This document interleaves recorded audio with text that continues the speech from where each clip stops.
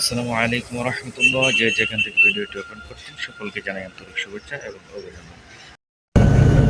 ইরানের প্রেসিডেন্ট ইব্রাহিম রাইসিকে বহনকারী হেলিকপ্টারের পাইলট ছিল ইসরায়েলের গোয়েন্দা সংস্থা মোসাদের সদস্য।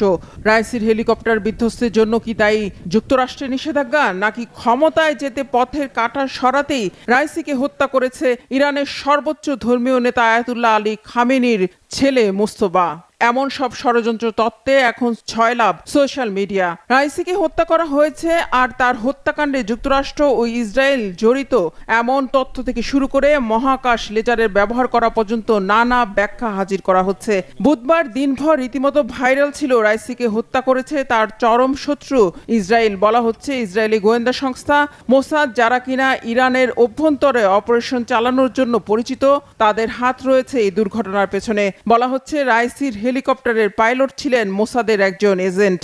আরও একটি তথ্যে বলা হচ্ছে যেখানে হেলিকপ্টারটি বিধ্বস্ত হয়েছে সেই এলাকা ইরানের প্রতিবেশী দেশ আজারবাইজান সীমান্তের কাছে। ষড়যন্ত্র তত্ত্বে বলা হচ্ছে আজারবাইজান মুসলিম দেশ হলেও ইরানের সাথে তার চরম সুসম্পর্ক রয়েছে, আর সেখান থেকে শক্তিশালী স্পেস লেজারের মাধ্যমে রাইসির হেলিকপ্টারকে আকাশ থেকে গুলি করে ভূপাতিত করা হয়েছে, যদিও এই দাবি সমর্থনে কোনো প্রমাণ নেই। তৃতীয় ষড়যন্ত্র তত্ত্বে বলা হচ্ছে ইরানের অভ্যন্তরীণ ক্ষমতার লড়াই রাইসির মৃত্যুর জন্য দায়ী। সদ্য প্রয়াত প্রেসিডেন্ট ইব্রাহিম রাইসি সর্বোচ্চ নেতা আয়াতুল্লাহ আলী